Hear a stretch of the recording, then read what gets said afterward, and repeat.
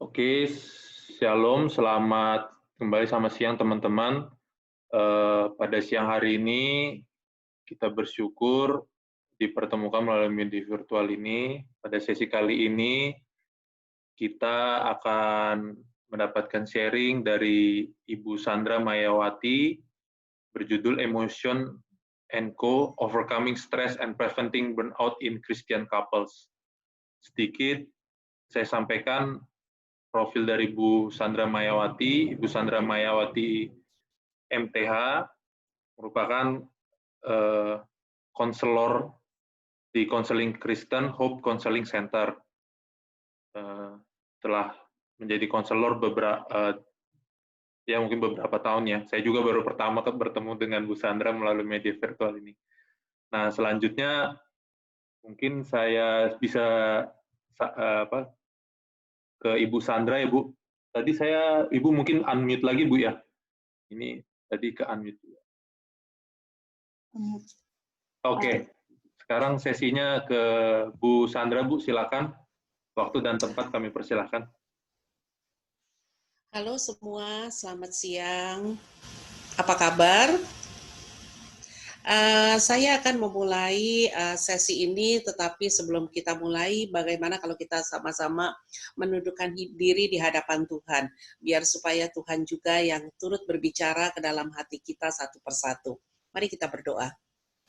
Bapa yang baik, berterima kasih kalau Tuhan memberikan kesempatan kepada kami untuk bersama-sama belajar melalui media yang tersedia, yang telah Engkau sediakan, walaupun kami berada di dalam situasi di mana kami tidak dapat bertemu secara fisik satu sama lain. Ya Tuhan, biarlah supaya Tuhan sendiri yang turut berbicara dan bekerja di dalam hati kami masing-masing, dan biarlah supaya Engkau menggunakan hamba-Mu ini untuk menjadi saluran akan isi hati-Mu ya Tuhan. Kami mau menyerahkan sesi ke depan di dalam penyertaan-Mu, di dalam nama Yesus Kristus kami sudah berdoa. Amin. Teman-teman semua, sebelum mulai, sebetulnya Bang Martin menghubungi saya untuk memberikan sharing mengenai emotion. Tetapi di dalam perjalanan saya mempersiapkan bahan ini, kok ya tiba-tiba saya terbeban untuk memberikan bahan mengenai overcoming stress and preventing burnout in Christian couples. Selama kita 2,5 bulan berada di rumah, ya, yang hampir 3 bulan, tentu banyak kejadian di mana kita memiliki pergumulan, saya boleh katakan pergumulan bagaimana kita mengatasi mungkin friksi atau mungkin kedekatan emosi atau mungkin berbagai emosi yang berkecamuk di dalam diri kita. Next. Sebetulnya kalau kita mau tahu apa sih sebetulnya emosi ya?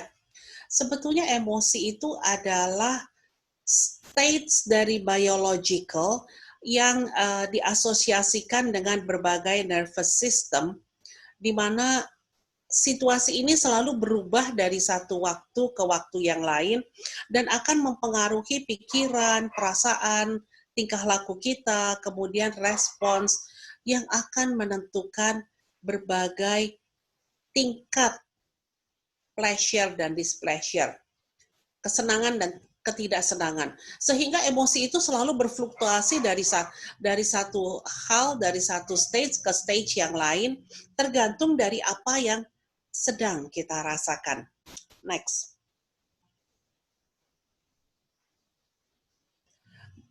Kalau kita melihat ke dalam Alkitab kita, saya secara fokus ke dalam Perjanjian Baru, kita bisa melihat bahwa di dalam kisah-kisah Perjanjian Baru di dalam keempat Injil, kita bisa melihat berbagai fluktuasi emosi yang Tuhan Yesus sendiri tunjukkan selama dia hadir di dunia sebagai manusia. Jadi di dalam misalnya kita bisa melihat di dalam gambar pertama pada waktu Tuhan Yesus mengobrak-abrik pedagang di bait suci. Tentu kita memahami bahwa emosi yang Tuhan sendiri tunjukkan adalah emosi kemarahan. Tetapi kemarahan di sini adalah kemarahan yang suci yang Tuhan tunjukkan kepada kita, di mana kita sebagai manusia, kita sulit sekali untuk menunjukkan kemarahan yang sesuai dengan kehendak Tuhan. Di mana kemarahan yang kita tunjukkan kepada orang-orang di sekitar kita lebih banyak adalah kemarahan yang merupakan kemarahan dari ekspresi emosi akibat dosa. Tetapi di bagian yang lain kita melihat bagaimana Tuhan menunjukkan satu passionate, belas kasihan pada waktu Dia menyembuhkan orang-orang yang mempunyai kelemahan-kelemahan. Di bagian yang lain kita melihat bagaimana emosi kegembiraan pada waktu Tuhan Yesus masuk ke Yerusalem, tetapi emosi yang paling menyentuh menurut saya adalah emosi pada waktu Tuhan Yesus berada di Getsemani, di mana emosi itu adalah satu emosi campuran berbagai emosi mulai dari ketakutan, kesedihan, dan berbagai emosi yang campur aduk, di mana Tuhan Yesus menunjukkan bagaimana Dia akan masuk ke dalam kesengsaraannya. Nah, emosi itu adalah satu campuran emosi yang juga sering kita rasakan di dalam keseharian kita. Next. Saya ingin menceritakan satu realita emosi manusia di dalam keseharian kita. Jadi cerita tentang Jeff. Selama 2 bulan, mungkin 2-3 bulan terakhir ini, Jeff berada di dalam satu situasi yang tidak menentu. Karena dia berada di dalam satu situasi di mana dia bergumul di dalam pekerjaannya.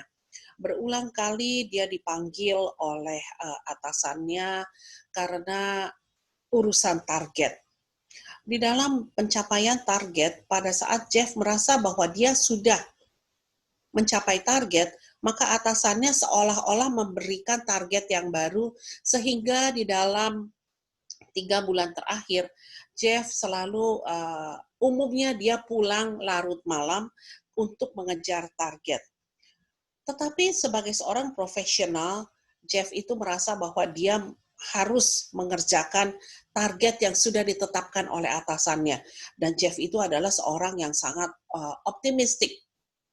Nah, sampai pada satu malam, tepat pada saat dia selesai disidang quote-unquote oleh atasannya, dia baru teringat bahwa istrinya sedang berulang tahun. Maka di dalam perjalanan pulang, larut malam, sebetulnya dia mampir ke toko bunga. Dia datang dengan membawa bunga sebagai surprise untuk istrinya yang berulang tahun. Tetapi pada waktu dia mengetuk pintu rumahnya, dia melihat istrinya itu sedang berjuang di rumah bersama dengan kedua anaknya yang masih balita. Dan kebetulan kedua anak ini anaknya yang besar berumur kira-kira 4 tahun, sedang aktif-aktifnya, dan anaknya yang kecil rupanya sedang nggak enak badan. Sehingga istri Jeff itu pada waktu melihat Jeff pulang, yang ada adalah perasaan, dia menumpahkan perasaan gondoknya. Karena apa? Ini untuk kesekian kalinya suaminya pulang ke rumah dan dia merasa bahwa dia berjuang sendiri bersama kedua anaknya. Nah, yang lebih mengejutkan adalah reaksi dari istri Jeff ini seolah-olah memicu semua tekanan yang sudah Jeff rasakan sejak pagi hari. Sehingga apa yang Jeff rasakan pada waktu bertemu dengan istrinya adalah dia merasa tidak dihargai, dia merasa kecewa, padahal tujuannya dia membawa bunga adalah untuk menyenangkan istrinya, semua itu adalah buyar. Semua perasaan-perasaan sukacita, perasaan bahagia itu buyar dan digantikan dengan perasaan negatif. Mungkin dari Anda sekalian berpikir ya karena dia udah seharian sih berada di dalam tekanan. Mungkin kalau misalnya ini hanya puncaknya saja, ya. Tapi pernah nggak kita berpikir ya, kalau keadaan kita balik, ya, kalau keadaan kita balik bahwa pagi-pagi Jeff memberikan kejutan, kemudian dia mendapat tanggapan yang negatif dari istrinya, ya. Kemudian di kantor dia ketemu dengan atasannya, apakah dia emosinya bisa semeledak seperti cerita yang pertama, skenario yang pertama? Mungkin itu akan berbeda. Jadi sebetulnya, boleh next?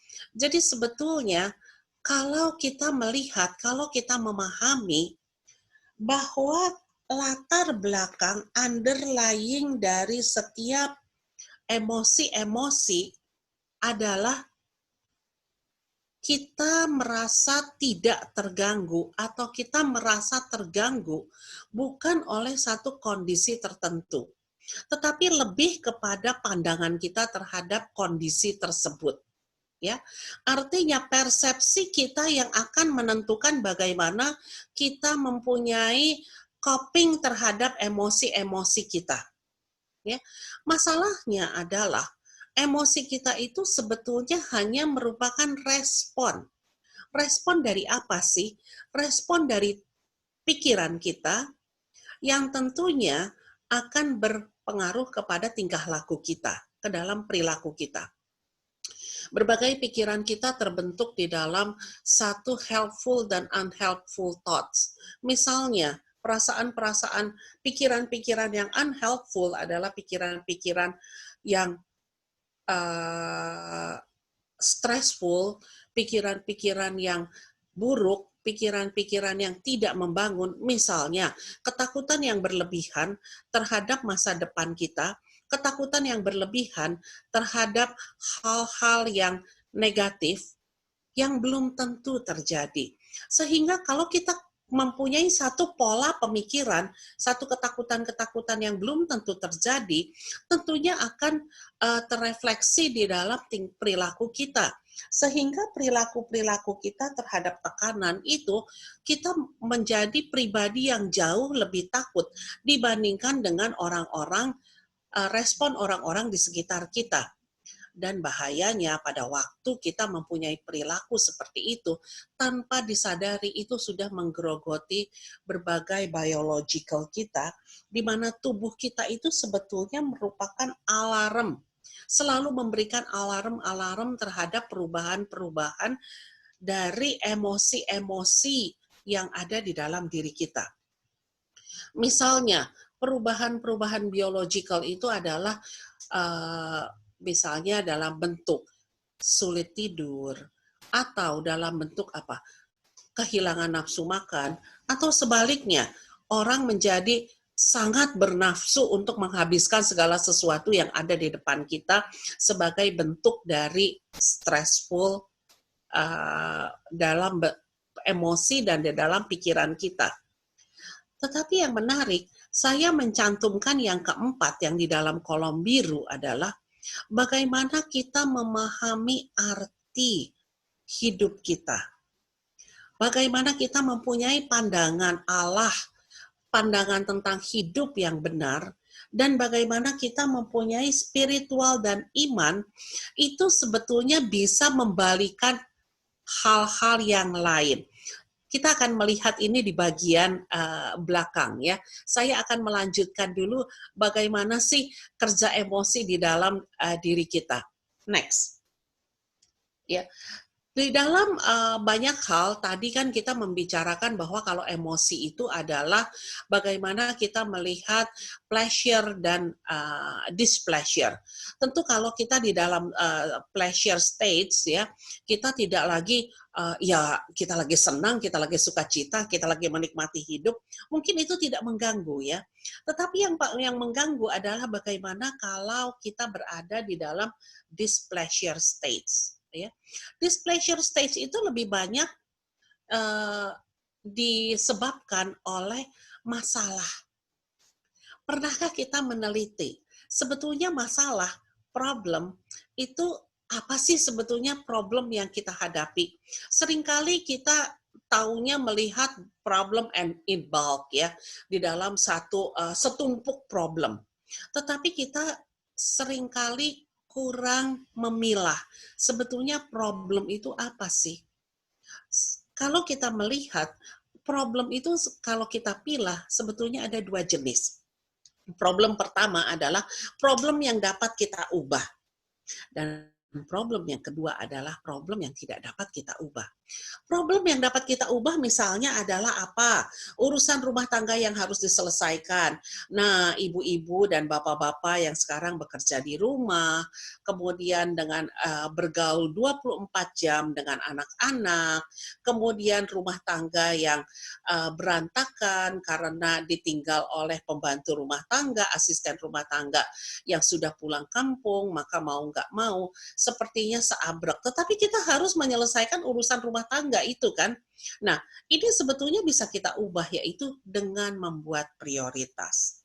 Atau konflik dengan anggota keluarga dan relasi yang lain. Maka konflik itu sebetulnya bisa kita ubah manakala kita mau duduk diam dan kita mencoba untuk mencari win-win situation. Atau contoh problem yang tidak dapat diubah adalah tidak dapat tidur. Pernahkah kita meneliti sebetulnya kita tidak dapat tidur itu alasannya kenapa? Oh, ternyata pada waktu kita teliti tidak dapat tidur karena kita itu selalu memikirkan mengenai tagihan yang belum kita selesaikan. Tagihan bulan ini kita belum selesaikan karena ada berbagai prioritas yang tidak dapat dihindarkan, misalnya, ya, sehingga kondisi finansial kita agak sedikit keteter.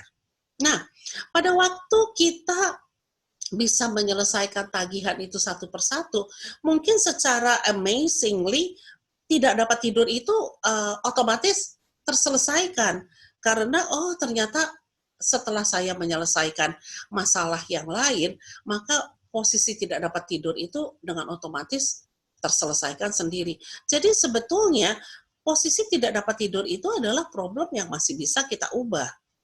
Tetapi ada problem yang tidak dapat kita ubah atau kita mempunyai kontrol yang kecil sekali terhadap problem ini. Perilaku pasangan kita, ya.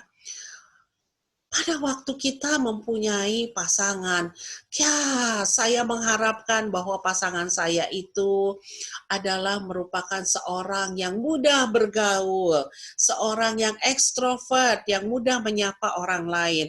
Tetapi unfortunately pasangan saya itu merupakan seorang pasangan yang introvert dan pragmatik. Bisa nggak kita merubah pasangan kita itu menjadi orang yang sanguin dan ekstrovert? Tentu tidak semudah itu ya. Nah, kalau kita tidak dapat mengubah pasangan dan kita selalu berusaha untuk mengubah pasangan kita untuk menjadi tokoh ideal yang kita harapkan, bagaimana ya rasanya hidup kita akan menjadi di state di dalam emosi kita selalu displeasure ya. Betul enggak? Padahal pada waktu kita menentukan dia sebagai pasangan, memilih dia sebagai pasangan hidup kita, itu adalah pilihan kita, bukan walaupun misalnya itu dijodohkan oleh orang tua sekalipun, toh pada akhirnya kita yang akan menentukan apakah kita bersedia atau tidak. Ekonomi global kita mempunyai kontrol yang kecil sekali terhadap ekonomi global, khususnya akibat dari pandemik ini. Kecelakaan dan musibah. Nggak ada orang yang mau mempunyai kecelakaan dan musibah. Dan itu bisa datang di luar kontrol kita atau masa depan kita. Sebaik-baiknya pun kita menata masa depan kita, kayaknya semua jadi ambiar setelah adanya pandemik ini ya. Kayaknya kita menjadi pribadi yang sangat khawatir tentang masa depan kita. Next. Nah, boleh tolong slide-nya? Nah, di dalam kondisi di mana kita tidak dapat mengontrol atau kita mempunyai kontrol yang kecil sekali terhadap situasi yang ada, maka ada satu solusi yang kita sebut sebagai emotion focus coping.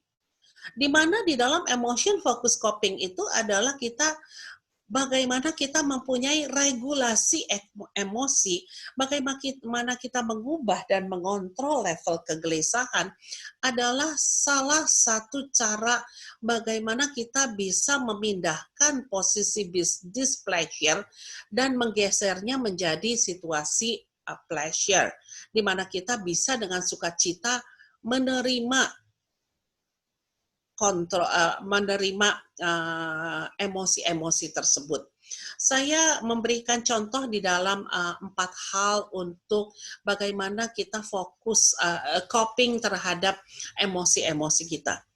Yang pertama adalah positive reappraisal. Artinya kalau kita appraisal kita sebelumnya adalah negatif di dalam situasi yang negatif, ya, misalnya dengan kondisi sekarang, misalnya dengan adanya pandemik itu, untung kita tidak di PHK, ya.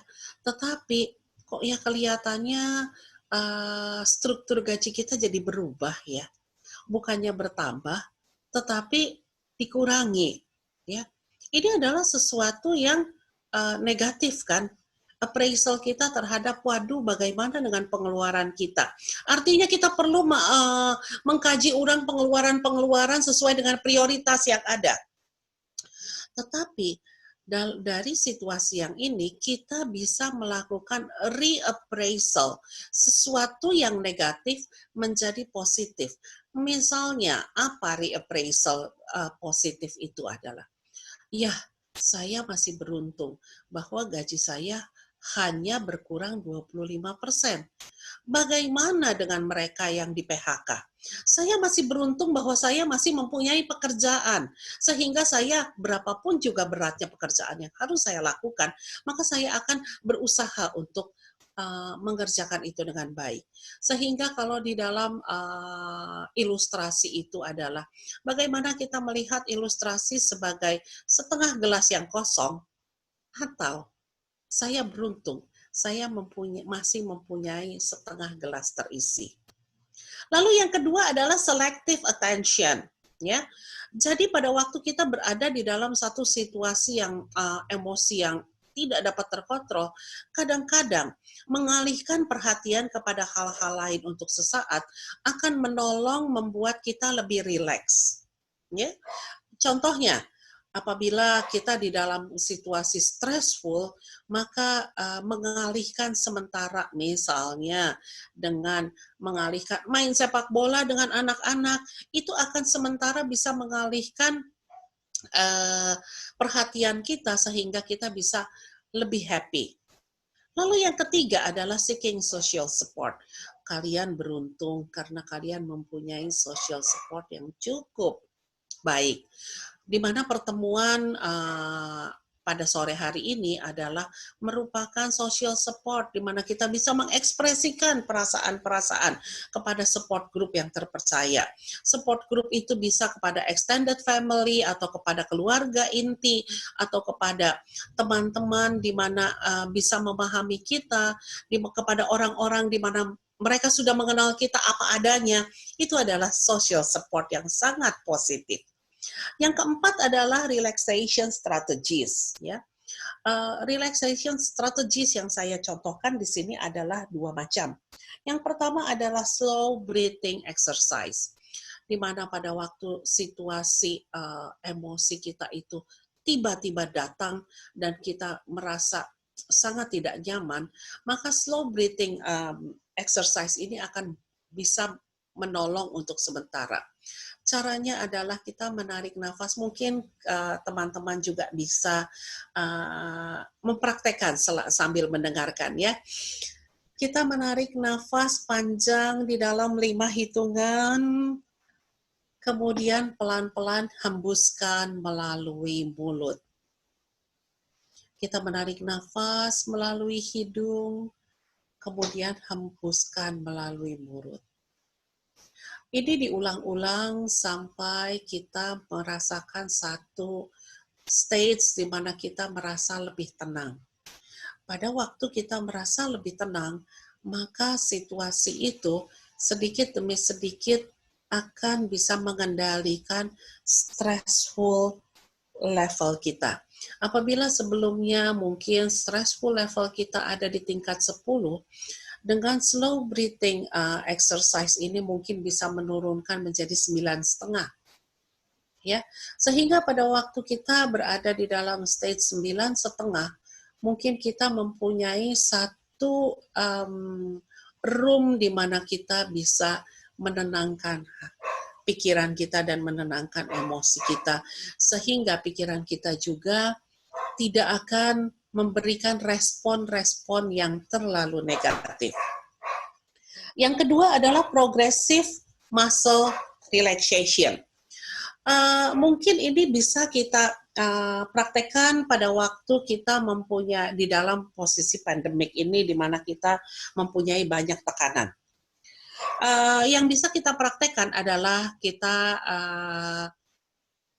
masuk ke dalam satu ruangan, ya, yang sepi, atau apabila Anda menyukai ada satu lagu yang tenang atau gemericik air, Anda bisa memutar itu. Lalu kita membersihkan pikiran kita di dalam satu pleasant imaginary, ya. Maksudnya sesuatu yang menyenangkan, kita membayangkan misalnya di old good times pada waktu kita bersama pasangan kita atau kita bersama orang tua kita duduk minum kopi di pinggir pantai, melihat sunset, satu imagery yang menyenangkan buat kita, ya. Kemudian kita bayangkan, atau apabila Anda mempunyai satu mazmur favorit yang Anda sukai, ya, itu bisa kita masukkan ke dalam pikiran kita, ya. Seperti misalnya, Tuhan adalah gembalaku, Ia membaringkan aku ke padang rumput. Padang rumput seperti apa sih yang Anda bayangkan, gitu ya? Bagaimana gembala yang baik itu selalu menuntun kita di dalam keseharian kita. Bayangkan itu. Lalu step ketiga adalah Anda mempraktekkan slow breathing teknik yang tadi saya sampaikan, sehingga maka nafas kita akan menjadi lebih rileks dan lebih teratur, ya. Lalu step keempat adalah kita merasakan muscle di dalam tubuh kita. Jarang sekali kita merasakan otot-otot yang ada di dalam tubuh kita. Misalnya kita merasakan otot bahu kita seperti apa sih? Lalu kita mencoba membayangkan untuk merelaksasi otot tersebut. Ya, kita merasakan di dalam 7 sampai 10 detik, maka kita akan merasakan, oh, otot kita ternyata otot bahu kita kencang, ya. Kemudian kita rasakan bagaimana dengan otot lengan atas kita. Terus kita evaluasi sampai ke seluruh otot-otot di seluruh tubuh kita. Dan Anda bisa merasakan bahwa setelah melakukan progressive muscle relaxation itu, Anda bisa merasakan apa setelah Anda melakukan di dalam 15 atau 20 menit setelahnya. Itu adalah contoh untuk relaksasi strategis, ya. Next. Nah, sebetulnya kalau kita kembali kepada Westminster Catechism, sebetulnya apa sih tujuan hidup manusia? Itu di dalam question yang nomor 1, pertanyaan yang pertama, apa sih tujuan hidup manusia? Tujuan hidup manusia itu adalah untuk memuliakan Allah dan untuk menikmati Dia sepanjang hidup kita. Sehingga pada waktu kita kembali kepada source asal ini, maka kita akan melihat apa sih sebetulnya makna kita. Bukankah pada waktu kita mempunyai hidup yang bermakna, meaningful life adalah pada waktu kita makin mendekat kepada Tuhan. Ya, mungkin di dalam ketegangan-ketegangan kita, di dalam kepanikan-kepanikan kita, di dalam stressful events kita seringkali melupakan seolah-olah dari jam 7 pagi sampai jam 12 malam itu dipenuhi dengan berbagai stressful event atau dipenuhi dengan berbagai kesantaian yang akhirnya tidak berguna dan akhirnya kita tidak bisa melihat hidup ini sebagai hidup yang meaningful lagi. Nah, di dalam segitiga relasi kita antara Tuhan, saya, dan orang lain, di mana pasangan kita itu termasuk adalah orang lain, ya, kita bisa melihat apakah hati kita itu tertuju kemana gitu. Karena apabila hati kita dan hati pasangan kita tertuju kepada Tuhan, maka segitiga relasi kita itu akan mengecil. Makin mendekat kepada God, maka segitiga dan pasangan kita juga kepada God, maka segitiga kita akan makin mengecil sehingga akhirnya apa? Kita akan merasa makin dekat satu sama lain. Kedekatan kita kepada Allah akan mendekatkan relasi kedekatan kita kepada pasangan kita. Kedekatan kita dengan Allah akan mendekatkan relasi kita dengan sesama. Kedekatan kita kepada Allah akan membuat semuanya menjadi lebih harmonis. Dan harmonisasi itu pada akhirnya akan membuat hidup kita akan lebih pleasurable. Next. Sebetulnya dimensi relasi vertikal dan horizontal itu ya merupakan inti dari apa yang menjadi relasi kita dengan horizontal, dengan sesama kita, dengan pasangan kita, dengan orang tua kita, dengan anak kita, dengan teman-teman kita, dengan rekan sekerja kita, dengan siapapun juga. Sehingga apabila relasi vertikal kita dengan Allah itu adalah relasi yang cukup dekat, maka Allah sendiri yang akan memberikan perubahan di dalam pola pikir kita yang otomatis akan berpengaruh juga kepada perilaku dan emosi kita. Dan pada waktu perilaku dan emosi kita baik, otomatis relasi kita dengan orang-orang di sekitar kita juga akan menjadi lebih baik.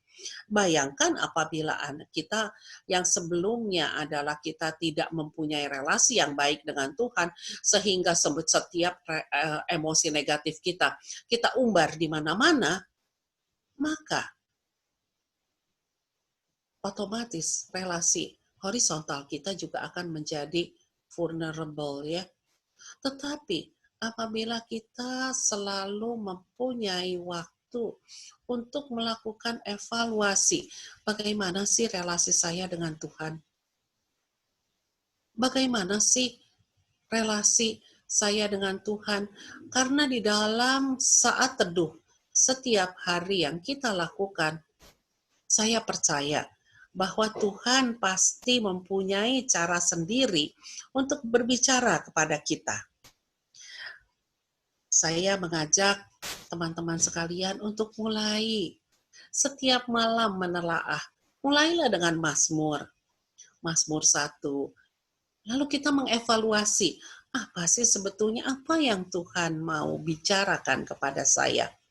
Maka otomatis apabila kita mempunyai relasi yang baik dengan Tuhan, relasi vertikal, maka hati nurani kita, Roh Kudus yang kita peringati hari ini hadirnya ya, Pentakosta, Roh Kudus itu akan memperbaharui hati kita senantiasa. Karena sebetulnya relasi dengan Tuhan itu akan memampukan kita untuk menajamkan hati nurani kita. Sehingga kita akhirnya bisa saling mengampuni satu sama lain. Selain itu juga kita memiliki kebebasan dan kepenuhan untuk move on dan tidak lagi berpusat kepada diri sendiri.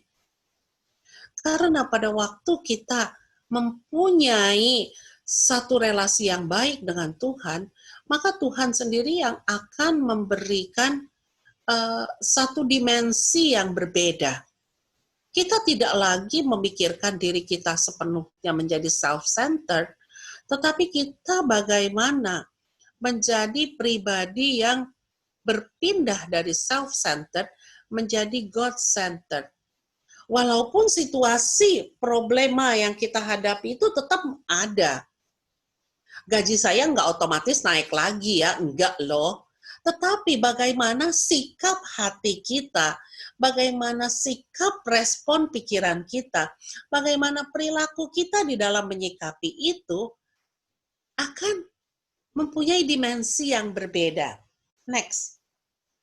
Sehingga akhirnya proses perubahan yang terjadi, kita itu seperti dancing ya di dalam masa pandemik ini ya.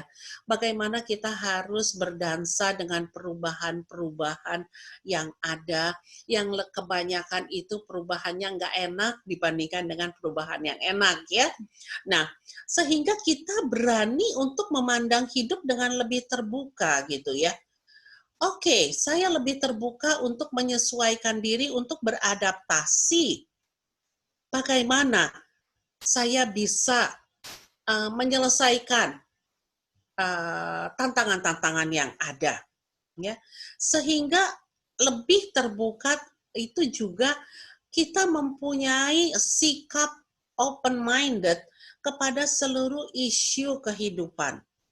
Kita bukan cuma sekedar open-minded, tetapi kita juga bagaimana bisa berinteraksi dan bagaimana kita bisa dimampukan untuk menyelesaikan. Karena pada waktu kita bisa mempunyai satu pikiran yang lebih dingin, bagaimana kita bisa tidak panik, maka kita bisa lebih cantik berdansa dengan kehidupan dan tantangan yang ada. Di samping itu juga kita bisa keterbukaan terhadap perubahan yang ada akan memberikan opsi bagaimana untuk mengundang Tuhan, memperbaharui seluruh aspek kehidupan kita. Artinya, pada waktu kita terbuka, kita mengundang Tuhan, Tuhan, tolong aku dulu yang dibaharui. Sebelum aku bisa membaharui relasi-relasi yang ada dengan orang-orang di sekitarku. Maka, mengundang Tuhan untuk memperbaharui seluruh aspek kehidupan kita menjadi kunci bagaimana kita menemukan diri yang lebih baik, ya. Sehingga pada waktu tantangannya adalah, opsinya adalah pada waktu kita diubahkan, maka kita juga harus siap untuk menerima perubahan dari self-centered menjadi God-centered. Karena dengan koneksi yang lebih baik dengan Tuhan, maka kita tidak lagi hanya berfokus mengasihani diri sendiri, tetapi bagaimana kita bisa melihat dengan passionate terhadap orang-orang di sekitar kita, termasuk dengan pasangan kita, ya, termasuk dengan otomatis dengan gerejanya. Next. Sehingga saya terinspirasi untuk membagikan Yakobus 1 ayat 2 sampai 4. Saudara-saudaraku, anggaplah sebagai satu kebahagiaan apabila kamu jatuh ke dalam berbagai pencobaan.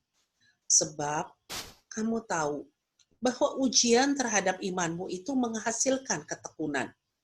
Dan biarlah ketekunan itu memperoleh buah yang matang, supaya kamu menjadi sempurna dan utuh dan tidak kekurangan suatu apapun. Sehingga setiap orang Kristen selalu tidak bisa terlepas dari ujian dan pencobaan. Bahkan Tuhan Yesus sendiri pada waktu datang ke dunia sebagai manusia, dia juga dicobai oleh iblis, ya. Tetapi bedanya Tuhan Yesus tidak gagal di dalam pencobaan. Sementara kita sebagai manusia berdosa, kita berpotensi untuk gagal di dalam pencobaan. Maka di dalam pencobaan dan ujian itu adalah bagian yang integratif di dalam kehidupan orang percaya. Karena Tuhan mempergunakan pencobaan dan ujian itu sebetulnya untuk apa? Untuk memperteguh iman kita. Karena melalui pencobaan dan ujian itu kita menjadi tekun. Seperti seorang anak yang harus dengan tekun mempelajari bagian-bagian pembelajaran di sekolah sehingga dia bisa mastering di dalam matematika misalnya, mastering di dalam fisika, maka kita sebagai orang beriman itu adalah cara Tuhan supaya kita bisa mastering di dalam hidup kita. Supaya kita bisa mempunyai life skill yang lebih baik, bagaimana kita bisa dancing di dalam kehidupan kita. Apabila Tuhan mengizinkan kita masuk di dalam satu ujian, itu adalah karena Tuhan begitu kasih kepada kita. Tuhan mengasihi kita sebagai anak-anaknya, dan apabila seorang anak tidak akan dibiarkan untuk tetap ada di dalam level iman yang rendah. Tetapi Tuhan mau supaya kita bisa terus mastering our faith, sehingga kita akan menjadi makin serupa dengan Tuhan, makin serupa dengan Kristus, sehingga kita bisa menikmati hidup yang penuh dengan harapan, menikmati Dia, menikmati Tuhan di dalam hidup kita.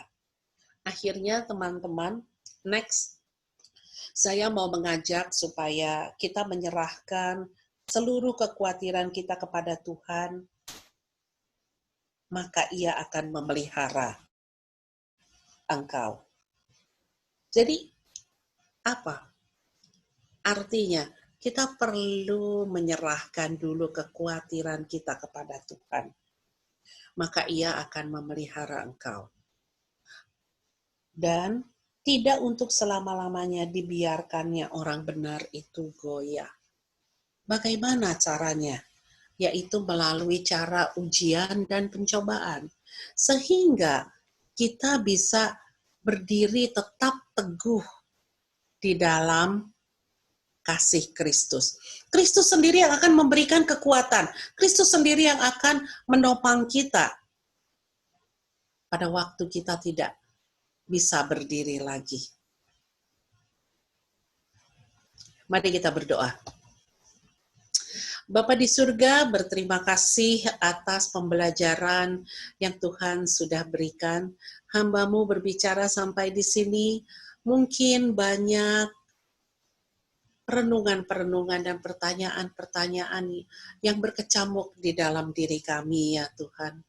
Biarlah Tuhan akan menolong kami untuk menemukan jawabannya. Kami mau menyerahkan sesi berikutnya ke dalam tangan pemeliharaan. Dalam nama Yesus Kristus, kami berdoa. Amin.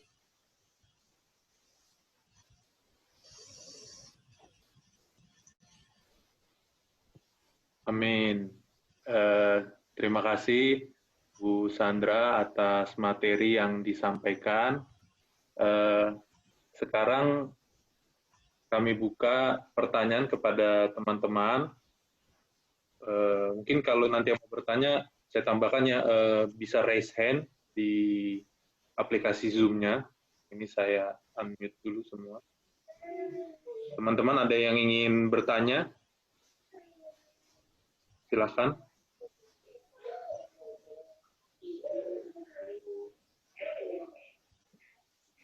Halo, apakah sudah jelas semua nih? sampai belum ada yang mau bertanya ini.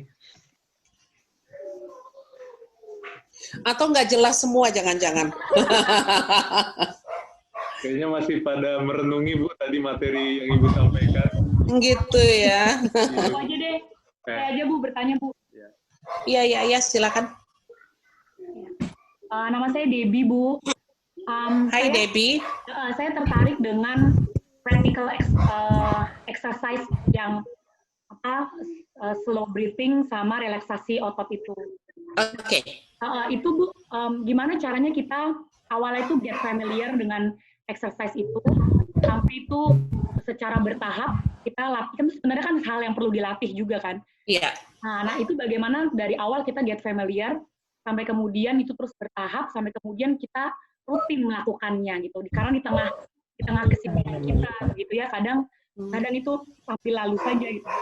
Mungkin sekali dua kali kita pernah dengerin itu, tapi pada akhirnya kita lupa nih. Padahal itu sebetulnya experience itu penting banget untuk kita bisa nanti pada akhirnya kan bagaimana menguasai emosi kita. Kasih tips and tricks-nya dong, Bu. Terima kasih. Oke. Trik yang paling gampang adalah ya. Biasanya Debbie kalau bangun pagi ngapain dulu? Langsung lompat, ranjang, atau duduk dulu berdoa atau gimana? Ya. Sebetulnya ini ada disruption ya. Ada perubahan kebiasaan. Dulunya sih selalu saya pasti me time dulu, saat itu dulu. Tapi kalau sekarang bangun pagi langsung bikin jus, Bu. Oke, bangun pagi bikin jus, sehat ya. Nah, tetapi biasanya pada waktu kita membuka mata kita pada waktu bangun, biasanya yang kita lakukan adalah kita berdoa kan. Bersyukur bahwa Tuhan masih membangunkan kita ya. Bagaimana kalau pada waktu jam doa, sebelum jam doa itu ya, coba latihan deep breathing. Ya, deep breathing exercise ya. 10 hitungan aja. Berarti kalau hitungan 5 itu kan paling tarik nafas dari hidung, hitung 5, kemudian keluarkan dari mulut 5 lagi, itu paling 3 detik ya. Nah, kalau 10 hitungan, berapa tuh jadinya? Setengah menit sampai 1 menit ya. Nah, lalu itu biasanya saya minta supaya dibiasakan pada waktu bangun pagi dan mau tidur. Biasanya apa kalau mau saat teduh atau apa ya. Anda rasakan deh, kalau sebelum saat teduh Anda melakukan deep breathing, saat teduh Anda akan berbeda rasanya. Karena apa? Kita sudah siap ya, kita sudah tenang. Sehingga kita membiarkan Tuhan yang berbicara sama kita itu menjadi lebih, kita merasakan lebih nyaman gitu ya. Dan pada waktu deep breathing itu sudah biasa kita lakukan, pada waktu kita tiba-tiba menemukan satu kondisi yang mengejutkan dan biasanya kita selalu stressful ya respon kita, maka kalau mereka yang sudah terbiasa mempraktekkan deep breathing, ini akan menunda respon.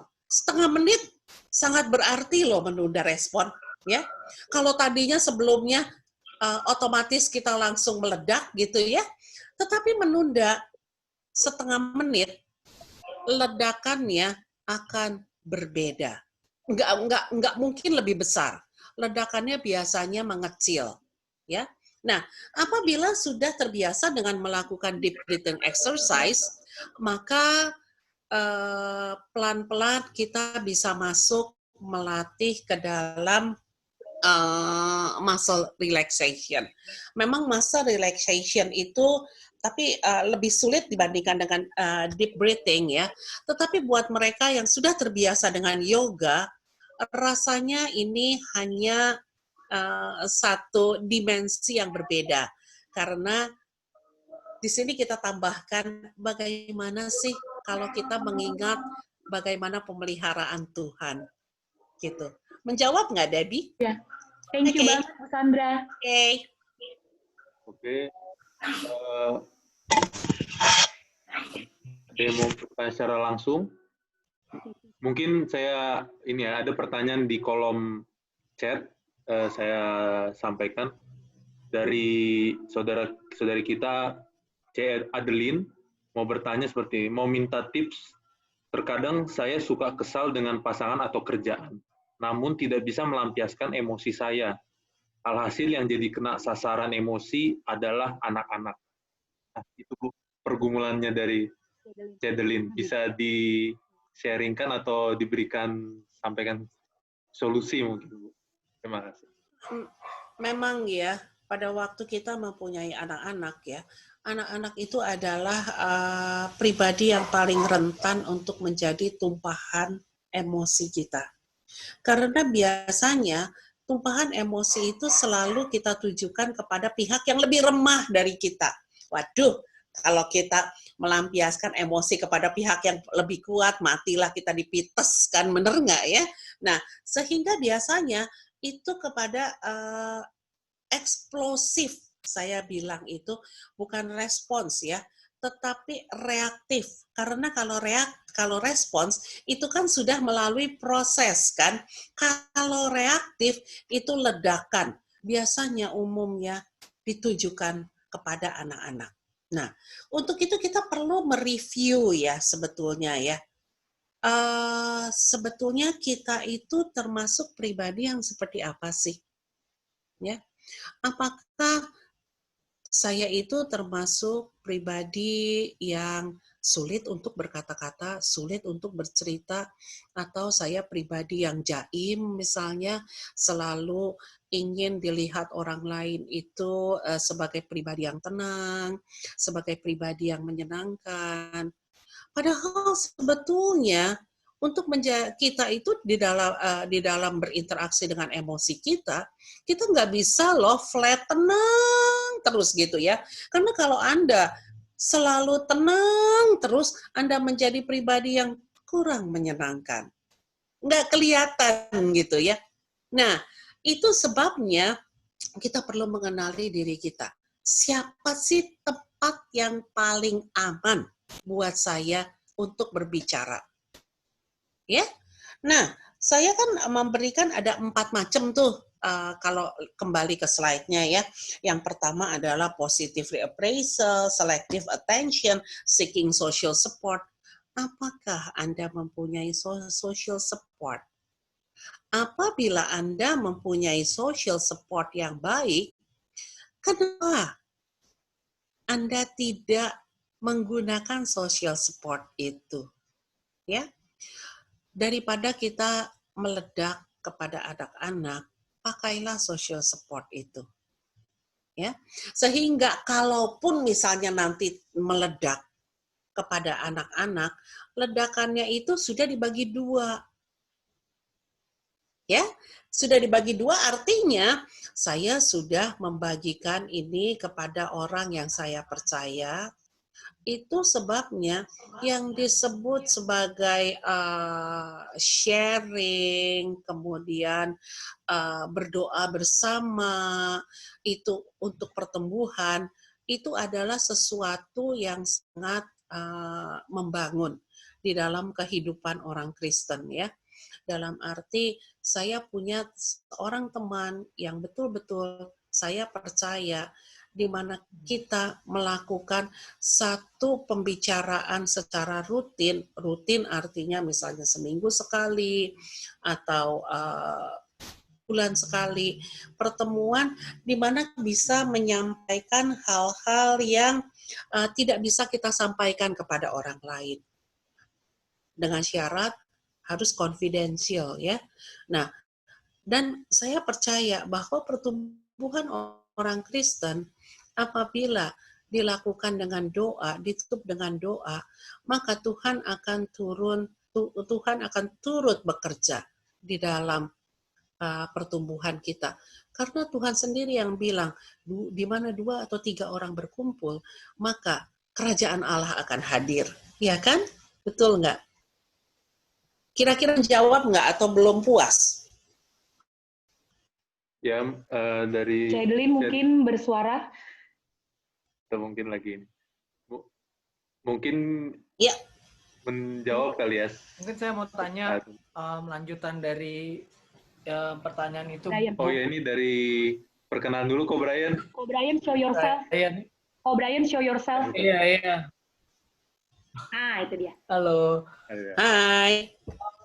Halo. Bu, mungkin mau bertanya soal, mungkin mirip-mirip sih pertanyaan saya sebetulnya, tapi mungkin dari segi, itu kan pelampiasan, berarti kan sebetulnya terkadang itu kayak ada suatu emotional projection, atau jadi kan sebenarnya kesal sama siapa, tapi ditransfernya malah ke orang lain gitu. Bagaimana caranya mengungkapkan kekesalan itu, misalnya kan kesalnya sama pacar sama istri gitu, kesalnya sama kolik gitu, mungkin kolega kadang-kadang nggak bisa langsung ya Bu. Itu cara kita mengekspresikannya, kalau itu kita mengerti itu misalnya, oh ya saya kesal sama kamu itu bukan karena this particular behavior gitu, tapi saya kesalnya karena mungkin ada hal, karena kadang kenapa sih kamu marah, hal-hal kecil gitu ya kamu marah gitu, tapi sebenarnya lalu sebenarnya kesalnya bukan gara-gara itu, tapi ada sesuatu yang repetisi ataupun sesuatu yang sudah di-build up gitu. Jadi bagaimana tuh kita, apakah itu suatu yang sehat untuk kita utarakan, dan bagaimana cara kita mengutarakannya gitu mungkin. Oke. Kemana-mana pertanyaan, tapi mudah-mudahan ngerti banget ya. Nah, jadi sebetulnya pada waktu proyeksi tadi ya, Brian bilang, kenapa sih kan itu merupakan kadang-kadang kita itu kemarahan itu merupakan satu proyeksi ya. Proyeksi itu macam-macam, nggak cuma selalu kemarahan ya. Proyeksi itu bisa kepada olahraga, bisa kepada hal-hal yang lebih positif.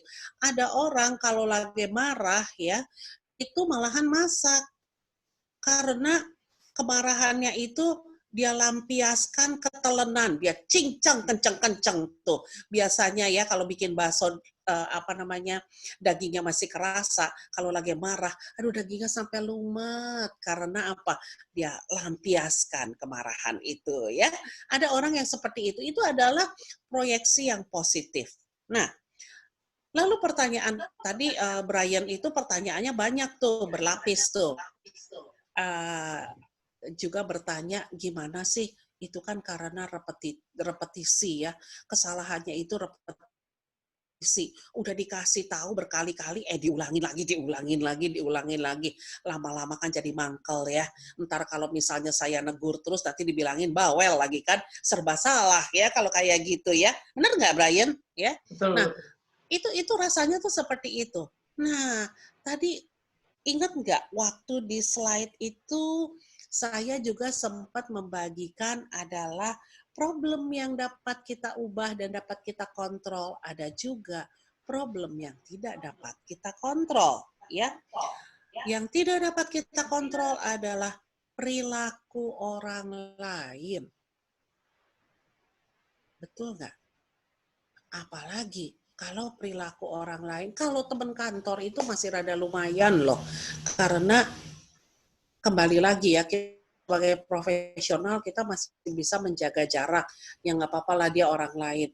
Bagaimana kalau itu pasangan kita? Kalau pasangan kita itu kasusnya menjadi lebih berat. Begitu bukan? Karena ya perilakunya itu, behavior-nya itu tidak bisa kita terima sebetulnya. Nah, di dalam situasi seperti ini ya, kita juga perlu melihat kalau misalnya win-win situation pada akhirnya tidak bisa kita bicarakan lagi, maka kita harus berpindah kepada emotion focus coping. Kita perlu menerima dia apa adanya. Ya memang orangnya udah kayak gitu, mau diapain lagi juga nggak bisa berubah. Contohnya, ada pasangan, saya pernah menangani ya di ruang konseling, sampai mau cerai. Gara-garanya apa setelah di dalam pembicaraan ya, dibilang apa? Karena sang istri itu sebel banget sama suaminya. Contohnya ya, Saya tuh nggak suka sama suami saya. Udah dikasih tahu berkali-kali, dia itu kalau mencet pasta gigi selalu dari tengah, nggak rapih katanya. Maka saya harus merapikan. Itu baru satu macam, Bu. Belum lagi nanti kalau dia pulang dari mana-mana selalu dia lempar bajunya begitu saja. Bayangkan, saya bisa kebayang untuk itu waktu non pandemik. Kebayang nggak sih kalau ini dalam situasi pandemik? Wah, itu bukan main ya. Dan itu sudah berlangsung. Tahu nggak, Bu, saya menikah sudah 17 tahun. Wow, 17 tahun. Ibaratnya saya dalam hati bertanya ya, kemana aja lu ya selama 17 tahun kok, 17 tahun kurang sehari, kok bisa menjalani? Kenapa hari ini nggak bisa menjalani, bukan? Iya nggak? Pertanyaannya kan kita kembali kepada satu situasi seperti itu. Rupanya itu adalah satu akumulasi karena dia tidak bisa menerima. Sebetulnya kenapa dia tidak bisa menerima? Mungkin dia juga sebetulnya nggak bisa menerima tuntutan diri dia gitu. Aku tuh bukannya mau cerewet terus loh sebetulnya. Aku juga sebetulnya berusaha loh, ya. Tetapi situasi seperti itu membuat dia merasa udah sampai titik kulminasinya. Maka di dalam situasi seperti itu ya, kita perlu kembali kepada relasi segitiga tadi. Kalau misalnya kita tidak bisa mengatasi diri kita sendiri, kita tidak bisa mengatasi pasangan kita, kenapa kita nggak minta Tuhan yang menolong kita? Menolong kitanya gimana? Supaya kita juga bisa menerima diri kita. Itu tantangan loh. Buat seorang yang perfeksionis, ya, menerima ketidakteraturan itu merupakan sesuatu yang dunia kayaknya mau runtuh deh. Iya nggak? Tetapi pada waktu kita nggak bisa lagi, kita tidak bisa mengatasi diri kita lagi ya. Kenapa kita nggak minta Tuhan? Untuk mencoba. Tuhan cobalah. Seperti Daud bilang, ujilah daku. Supaya apa? Daku untuk bisa berubah. Tantangan nggak? Waduh, tantangannya berat sekali. Bisa nggak kita kerjakan sendiri? Nggak bisa. Ya. Jadi di dalam situasi itu kita sebagai orang Kristen tuh enak loh. Kita bisa datang sama Tuhan apa adanya. Ini loh, aku tuh punya kelemahan-kelemahan seperti ini. Pasanganku punya kelemahan-kelemahan seperti ini. Ya, kita minta Tuhan. Nah, kalau saya dan pasangan saya sama-sama mendekat kepada Tuhan, maka jarak antara saya dan pasangan saya seharusnya mendekat. Masalah ada, yes, tetap ada di situ. Tetapi, apakah masalah menjadi runcing? Mestinya enggak. Kita makin bisa. This is dancing with our spouse, kan? Relasi itu adalah kita seperti berdansa. Kalau yang satunya mau maju terus, yang sana juga nggak mau mundur, ya nggak bisa berdansa dong. Betul nggak? Pada saat yang satu maju, maka yang lain harus mundur supaya cantik dansanya. Gimana, Brian? Kalau itu sesuatu misalnya Bu, mungkin sesuatu yang subconsciously dikerjakan oleh pasangan kita gitu, atau dari nggak cuma pasangan lah, mungkin orang lain juga bisa. Gitu. Dan kita bring itu dari consciousness gitu, dimana kita melihat itu sesuatu yang dari pandangan kita kurang baik, misalnya ngecek handphone nggak kelar-kelar gitu loh. Misalnya ya itu aku rasa first world problem sekarang ialah orang lebih bisa ngobrol lewat handphone sama WhatsApp, sedangkan yang di depan dia nggak ngerti cara ngomongnya gimana, nggak ngerti ini orang lagi kesel, nggak ngerti ini orang ini, dan akhirnya cuma retract, either lihat handphone atau enggak, aduh, mendingan gak usah di face it deh gitu, gue tidur aja deh gitu kan. Jadi kayak gimana ya Bu, mungkin karena ini lebih intens lagi kan, jadi kita tahu ada problemnya di sini gitu, tapi kok nggak diselesain gitu. Aku harus ngomong apa gimana gitu-gitu juga, jadi bingung juga gitu sebetulnya. Iya. Memang kelihatannya kita sekarang lebih familiar untuk berbicara melalui handphone daripada kita berkomunikasi langsung ya. Karena kalau bicara sama handphone itu kan minimal kita nggak ngedengar teriakan dia karena kita cuma baca doang gitu kan. Kalau dia tanda serunya mau 15 juga kita bisa kan minimize jadi cuma 3 kan ya sebetulnya ya. Tergantung dari apa? Persepsi. Ya, tadi di awal-awal waktu saya berbicara, sebetulnya kenapa kalau orang dekat itu kayaknya lebih nyakitin, nah sakitnya tuh di sini loh, gitu ya. Kalau dilakukan oleh orang terdekat, aduh orang terdekat aja nggak ngerti saya sih gimana sih. Sementara kalau orang, ya nggak apa-apa lah, kalau misalnya tukang sapu yang di depan nggak ngerti saya, it's okay, gitu ya. Tapi gimana kalau ini pasangan saya sendiri nggak mengerti saya? Bagaimana kalau rekan sekerja saya, satu tim nggak mengerti saya? Bagaimana kalau dan sebagainya ini menjadi panjang? Sehingga yang banyak kita berbicara adalah semua masalah timbulnya dari persepsi. Bagaimana kita bisa mempunyai persepsi yang benar terhadap diri kita. Kiatnya bagaimana? Kalau I don't mind, misalnya ya, kalau misalnya Anda merasa lebih nyaman berbicara pakai WhatsApp gitu ya, pakai WA.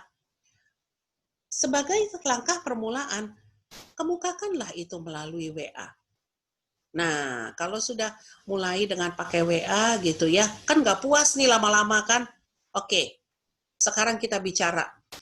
Walaupun itu satu rumah loh Bu, yes. Kenapa? Kita punya sarana macam-macam kok. Kenapa kita nggak pakai? Kalau memang itu bisa membangun, iya kan? Daripada belum udah langsung berantem, kenapa nggak prelude-nya pakai chatting dulu, gitu kan? It's okay kok. Kita perlu fleksibel. Di dalam masa-masa seperti ini, fleksibilitas itu adalah kunci di dalam kita bisa mengatasi berbagai tantangan yang ada. Setuju nggak? Setuju Bu, tadi Brian memberikan jempolnya. Gitu ya, nggak kelihatan.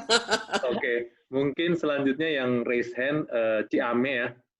Nanti juga berikutnya ada dari kolom chat. Ciame silakan. Di unmute dulu Ciame. Oke, halo. Halo juga. Bu Sandra, thank you untuk sharingnya. Berarti kalau bisa diambil kesimpulan, itu semua tergantung antara hubungan kita dengan Tuhan yang paling mempengaruhi.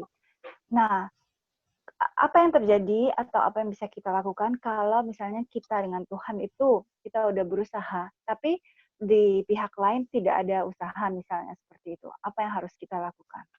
Orang lain tidak berusaha atau Misalnya gimana? di other party. Ya, kita nggak tahu. Kan kalau kayak dancing tadi ada langkah bersama-sama, tapi ini tidak misalnya ya. Jadi hanya dari satu pihak yang melangkah seperti itu. Jadi gap-nya tetap jauh ya. Yang satu udah mendekat, yang satu belum gitu ya. Kayak gitu ya. Ataupun unresponsive ataupun mungkin beda gitu ya. Jadi misalnya ke kanan, dia ke kiri ataupun kita ya. Jadi apa yang bisa dilakukan? Oke, jadi kita ke kanan, dia ke kiri gitu ya. Kenapa kita nggak ikutin ke kiri? Nangkep nggak? Saya jalan ke kanan, dia jalan ke kiri. Kenapa kita nggak bergeser sedikit ke kiri? Kan jadi makin dekat kan? Ya enggak? Ya, kadang-kadang seperti tadi saya katakan ya, bahwa our relationship with God means that kita menerima tantangan supaya kita juga dirubah, ya. Kita dirubah dalam arti apa? Tentu pada waktu kita berelasi dengan Tuhan, kita juga berdoa terus-menerus supaya the other part itu juga kan untuk datang mendekat kepada Tuhan kan. Kalau sampai sekarang dia belum mendekat sama Tuhan, artinya Tuhan sedang meminta supaya kita terus berseru lebih kencang lagi.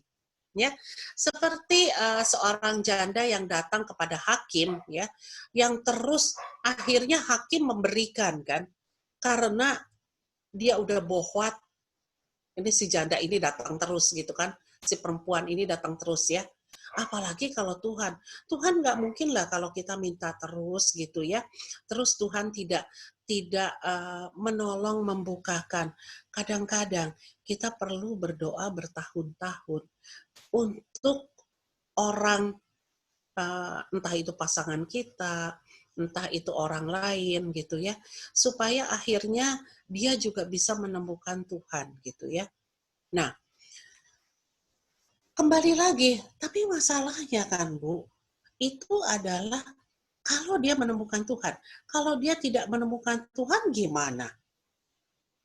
Masalahnya adalah apabila kita mendoakan, kita juga, Tuhan juga ingin supaya kita terus-menerus bukan hanya mendoakan dia, tapi kita juga mendoakan diri kita sendiri. Sehingga akhirnya kita bisa merespon terhadap challenge Tuhan. Sehingga kita punya kerelaan untuk bisa menjadi berkat bagi dia. Karena pada waktu kita mempunyai kerelaan hati itu, banyak orang-orang yang jauh dari Tuhan akhirnya kembali kepada Tuhan hanya karena melihat orang lain itu yang mendoakan itu mempunyai kerelaan untuk dibentuk Tuhan. Maybe it takes time, yes, indeed, but itu proses, ya. Dan Tuhan itu adalah merupakan satu ujian dan pencobaan, dan proses Tuhan itu lebih banyak gak enaknya, namanya juga proses. Kalau proses kan gak enak, berarti kita perlu menyangkal diri kita sendiri. Gimana Amel? Gak fair ya? Enggak, thank you sekali Bu. Memang jadi balik lagi semuanya ke hubungan kita dengan Tuhan, dan memang kita sebagai anak Tuhan, kita yang harus bertumbuh ya. Dan kita yang mengikuti, dan kehidupan kita menjadi saksi sehingga mereka juga bisa dimenangkan. Amin. Thank you, Bu. Welcome. Oke, thank you, Ciamel. Yang berikutnya dari kolom chat, ini dari Bang Aan. Saya mau nanya, Bu, selama pandemi ini, selama WFH, work from home, dan anak-anak home learning, anak pun sepertinya bosan dan stres. Sifatnya mulai berubah, lebih rewel dan susah mengontrol emosi. Bagaimana tips agar anak-anak kelas 2 SD mampu memahami kebosanan home learning, dan saya sebagai orang tua nggak harus bertanduk menghadapinya. Wah, ini bukan cuma pertanyaan Bang Aan, pertanyaan semua orang, ya, terutama mereka yang punya anak-anak gitu ya. Aduh, rasanya udah seperti duduk di atas bara. Masih mending nih kelas 2 SD ya. Nanti kalau yang udah SMP ditambah lagi dengan yang remaja atau yang masih kecil ya. Aduh, rasanya. Nah, kembali lagi fleksibilitas dan kreativitas. Belajar, kalau misalnya kita lihat ya, guru di sekolah, pernah nggak ada yang pernah duduk nggak di depan sekolah gitu ya, di depan kelas anaknya? Guru waktu ngajar ya, satu jam pelajaran. Apakah dia benar-benar cuma belajar doang, atau kadang-kadang kalau perlu lompat-lompat gitu loh? Pernah ada nggak yang lihat kayak gitu? Ya, nah, jadi artinya di dalam kita kadang-kadang kita sebagai orang tua, kita juga mengharapkan anak itu suruh duduk ya seperti orang dewasa, padahal kita lupa anak kelas 2 itu konsentrasi belajarnya itu paling banyak setengah jam sampai 40 menit kali ya. Siapa yang pakar pendidikan di sini? Boleh ikutan sharing enggak ya? Kira-kira paling setengah jam sampai 40 menit. Kalau lewat dari jam itu dia bosen. Ditambah lagi dengan sebelum-belumnya di rumah itu anak pahamnya adalah apa? Main. di rumah itu bukan belajar, karena belajar itu udah di sekolah gitu ya. Nah, berarti di rumah itu mesti main dong. Nah, kenapa sekarang aku di rumah itu mesti belajar? Ada apa? Nah, pernah nggak kita menjelaskan sama anak-anak kita dengan gaya yang bisa diterima gitu ya, dengan yang bisa diterima oleh mereka dengan bermain, bahwa ini adalah kondisi luar biasa KLB.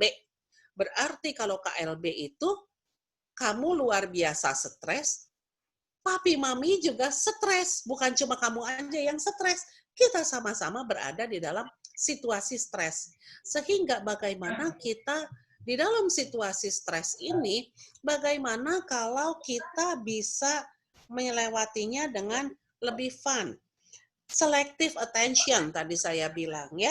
Artinya kadang-kadang kita bisa menyiasati sementara keluar. Kalau misalnya dia udah uring-uringan, kenapa sih nggak keluar terus udah gitu tendang-tendang bola? Kreativitas. Atau kita belajar dengan gaya bermain. Ya. Nah, jadi itu tantangan sekarang orang tua itu adalah kreativitas.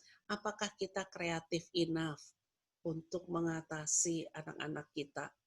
Aduh, gimana ngatasin anak-anak kita, ngatasin diri kita aja juga udah susah. Betul nggak? Ya, itu adalah tantangan, itu adalah realita, dan itu tidak bisa dirubah.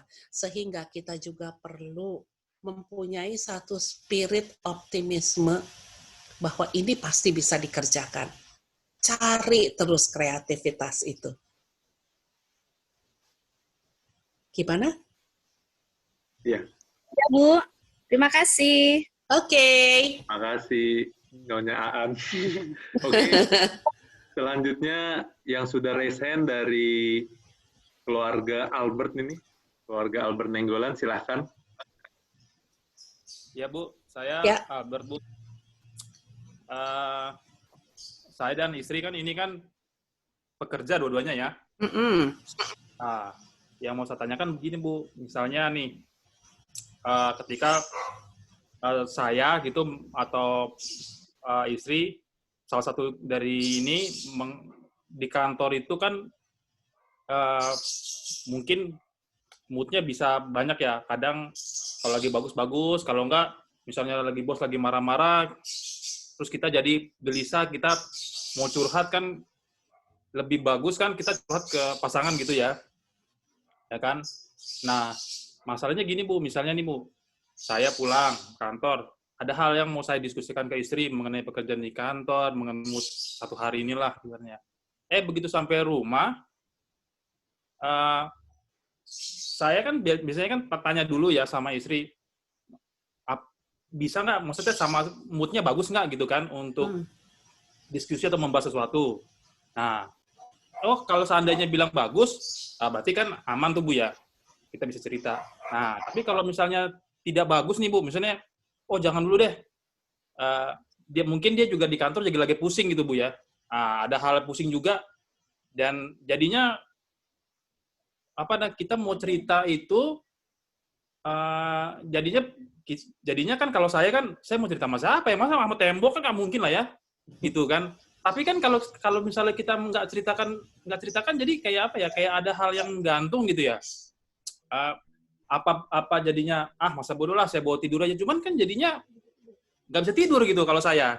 Jadi kayak gelisah gitu. Padahal misalnya kan mungkin hal yang mau saya tanyakan ini berhubungan sama, misalnya tiba-tiba gaji saya dipotong begitu kan. Saya mau kasih tahu, teman kadang-kadang moodnya nggak bagus, nanti daripada ini udah, terus begitu saya cerita lagi di hari kemudian, gaji saya lo dipotong, lo kenapa nggak bilang? Jadi berantem gitu kan. Nah gitu kan jadi salah Bu ya, gitu kan. Jadinya kira saya mau cerita kemarin tapi moodnya nggak bagus gitu kan. Nah itu kan jadi salah. Gimana ya Bu ya? Ini kan tidak bisa, misalnya apakah bisa kita pending satu hari gitu, pending aja dulu lah. Cuman kan bagi orang yang mungkin susah tidur agak bermasalah gitu ya. Ataupun juga mungkin bukan cuma suami istri atau juga begitu juga sebaliknya Bu gitu. Bagi orang ya gimana ya? Karena saya kan kalau dari cerita Ibu yang pertama kan itu kan mungkin ada kalau cerita Ibu yang pertama kan si Jeff dia happy ya, mungkin dia mau nunjukin. Nah, kalau ini kebalikannya. Gimana ya caranya supaya misalnya apakah lebih baik tidak usahlah diceritakan misalnya gitu, biarin aja dipendam gitu. Tapi sebenarnya kalau saya tidak ceritakan nanti saya ceritain lagi dah 2 hari kemudian. Nanti begitu 2 hari kemudian pasti si istri akan marah. Lo kenapa nggak cerita dari kemarin kan gitu. Nah, itu bagaimana Bu? Pasti ini mengalami nih semua orang kayak gitu loh. Pasti. Itu aja Bu gimana? Pasti ya. Nah. Jadi memang kadang-kadang ya kalau dua-duanya kerja itu ya, dua-duanya itu moodnya lagi jelek, waduh, itu akan menjadi repot ya biasanya ya, apalagi untuk hal-hal yang krusial. Oke, kadang-kadang kita dan istri itu, atau kita dan suami, kita perlu ada metode khusus di dalam berkomunikasi. Kalau komunikasi melalui verbal itu, kalau dua-duanya dua-duanya sanguin, dua-duanya kolerik gitu ya. Kalau komunikasi verbal itu macet, sebetulnya kita berkomunikasi nggak cuma verbal kan, bisa juga kita berkomunikasi itu non-verbal melalui tulisan. Ya, contohnya melalui tulisan. Pernah nggak sih suami istri kebayang punya buku bersama logbook, ya? Misalnya, kalau mau ditulis gitu ya, tanggal segini, misalnya, nih tanggal 31 Mei, pas gaji dipotong gitu ya, dia nggak lagi mood ya. Nah, terus tulis aja di situ, aku mau cerita mengenai hal yang penting menyangkut finansial. Oke, titik. Selesai. Nah, terus sudah gitu, apabila kejadian si istri baru ternyata ceritanya 2 hari kemudian gitu ya, kita tinggal buka. 2 hari yang lalu saya udah bilang loh, tapi kan kamu nggak memungkinkan. Sehingga kondisi itu akan menurunkan tension seharusnya. Ya, apalagi kalau dua-duanya terbuka. Karena kadang-kadang komunikasi kalau verbal itu apalagi yang dua-duanya tensinya tinggi ya, tensionnya tinggi, biasanya lebih banyak terjadi konflik. Sehingga kita perlu mencari kiat bagaimana yang senetral mungkin. Ya. Di mana pada waktu kita mempunyai satu yang senetral mungkin dan itu perlu dievaluasi dari waktu. Hari ini kiat tersebut berjalan dengan baik, belum tentu 3 bulan yang akan datang juga tetap akan berjalan dengan baik. Ya, sehingga dengan demikian kreativitas di dalam membangun rumah tangga itu menjadi kunci di dalam keberhasilan rumah tangga tersebut. Karena kalau kita tidak kreatif dan kita sesuatu yang udah biasa ya udah dari dulu juga kayak gitu. Kenapa ya dulu kira-kira 3 tahun yang lalu kamu nggak apa-apa, kenapa ya sekarang kamu menjadi sensi begitu sih? Misalnya ya. Kita perlu ingat ya bahwa setiap manusia itu berubah dan setiap manusia itu berproses. Maka pada waktu kita berubah dan kita berproses, tetapi yang sebelah kita tidak mau berubah dan tidak mau berproses, itu pada suatu saat di dalam pernikahan akan menjadi bibit-bibit yang ketidakpuasan. Ya? Dan ketidakpuasan itu kemana munculnya? Banyak muncul di dalam biologis kita yang nggak bisa tidur tadi itu kan ya, atau misalnya kok tiba-tiba pasanganku jadi kurus kering begini karena dia nggak nafsu makan dan sebagainya. Oke, gimana Albert? Susah ya? Ya maksudnya memang kalau memang misalnya kalau ya berarti logbook ya, cuman kan kalau misalnya logbook ya betul sih juga Bu, kalau saya misalnya gini ya, gimana seandainya kita pakai logbook ya, udah pakai logbook non verbal lah kita coba gitu kan, kalau misalnya ya memang apa ya? Ya kalau misalnya si pasangan kita gitu, kita berharap kan emosinya turun lah ya, gitu kan. Kita berharap. Nah, cuma misalnya kita kan sementara kita nggak pernah tahu nih Bu, misalnya nih, oke lah kita ajak 2 hari kemudian. 2 hari kemudian kita coba pakai ini, nah, mungkin 2 hari kemudian itu moodnya juga tiba-tiba lagi berantakan. Kita kan sementara kita nggak tahu ya kapan waktu yang pas untuk membicarakan masalah. Apakah tunggu seminggu udah terlalu basi, bahkan jadinya misalnya jadinya ya makin banyak permasalahan yang tidak apa ya ataupun cerita-cerita diskusi yang tidak terselesaikan karena ya daripada nantinya ujungnya ya biasa kan kalau dari laki-laki daripada ujungnya nanti ribut juga mendingan saya tidur aja lah, udah pasti begitu kan, udah dipendam aja lah Bu gitu kan.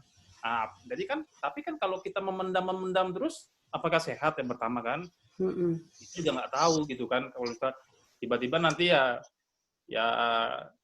apa namanya kalau ya itu aja sih Bu, kalau misalnya apakah seseorang kalau memendam pertanyaan-pertanyaan dalam kehidupan sehari-hari ya, sehat apa enggak, terus efeknya gimana pun kalau sama pasangan gitu, bagi orang yang bekerja suami istri bekerja gitu Bu. Punya doa bersama nggak Albert sama istri? Malam ya kadang kalau istri tidur duluan nggak ada. Sebetulnya ya saya kasih tips dia, saya kasih rahasia ya. Kalau punya doa bersama, ungkapkan di dalam doa.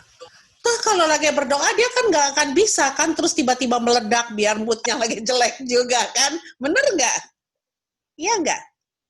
Ya, kadang-kadang itu di dalam membangun keluarga, doa bersama itu merupakan satu sarana untuk menyelesaikan konflik-konflik yang ada. Is it okay?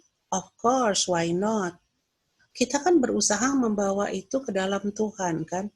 Sehingga sebagai keluarga Kristiani, kita membawa doa itu ke dalam Tuhan ya, kepada Tuhan, kita meletakkan itu. Mungkin tuh kita juga meminta supaya Roh Kudus juga memberikan ketenangan bagi istri kita, bagi suami kita. Makanya saya bilang, kita sebagai orang Kristen kita banyak privilege kok. Kita punya banyak solusi untuk mengatasi relasi-relasi. Setuju nggak? Setuju Bu. Oke, thank you. Banyak Bu. Oke, selanjutnya ada pertanyaan dari Mbak Cynthia nih, dari Belanda kebetulan. Tapi kira-kira Mbak Cynthia mau ditanyakan lagi nggak? Tadi kayaknya mirip. Boleh ditanyain sekali lagi. Oke, saya sampaikan ya. Jadi gini Bu, dari Mbak Cynthia, salah nggak sih kalau kita mengutarakan kekesalan kita ke pasangan, atau sebaiknya kita diam saja? Mana yang lebih sehat?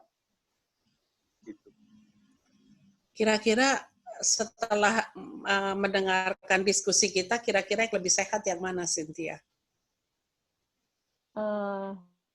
Diam aja kali ya, Bu. Kenapa diam aja sehat? Sebetulnya, karena kadang, karena kadang kalau misalnya kita ngomong gitu ya, misalnya kita ngomong udah pelan-pelan sih ngomongnya, tapi tetap aja emosi suami kita naik gitu. Malah apa sih gitu, bahkan Bu, jadinya kadang mikirnya apa lebih bagus kalau kita diam aja, terus seperti kayak kata Ibu, kalau kita bawa dalam doa, mungkin itu ide yang bagus gitu, daripada kita sampaikan terus kita jadi malah diskusi. Di dalam doanya bertiga loh ya, bertiga maksudnya saya, suami, dan Tuhan gitu, bertiganya gitu kan. Karena itu adalah salah satu cara untuk mengungkapkan apa yang menjadi isi hati kita dengan membawa kepada Tuhan gitu ya. Bukan kalau saya dan Tuhan saja berdua ya, mungkin pasangan kita nggak tahu apa yang menjadi pergumulan kita. Kunci di dalam salah satu kunci di dalam kesuksesan pernikahan Kristen adalah keterbukaan antara kita dengan pasangan kita.